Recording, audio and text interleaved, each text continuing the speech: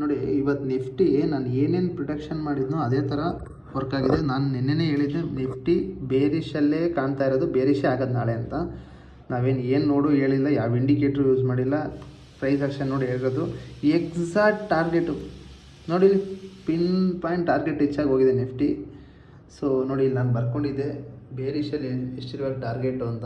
ನೋಡಿ entry ಎಲ್ಲಿರಬೇಕು, 25,866 strong support zone. ಅದನ್ನೂ breakout ಕೊಟ್ಕೊಂಡು ನಿಫ್ಟಿ ಓಪನ್ ಆಗಿದೆ, ಅಲ್ಲಿ ಓಪನ್, ಅದರಿಂದ ಬ್ರೇಕ್ಔಟ್ ಕೊಟ್ಟೆ ಓಪನ್ ಆಯಿತು.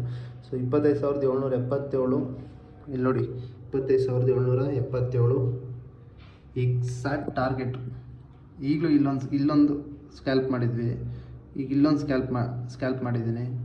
ಸೊ ಹಿಂಗೆ ನಿಮ್ಮ ಹತ್ರ ನಾಲೆಡ್ಜ್ ಇದ್ದರೆ ನೀವು ಮಾರ್ಕೆಟ್ ನಿಮ್ಮೊಂದು ಏನೇ ಮಾಡಲಿ ನೀವು ಅದರಿಂದ ಗಿವ್ ಅಪ್ ಆಗ್ಬೋದು.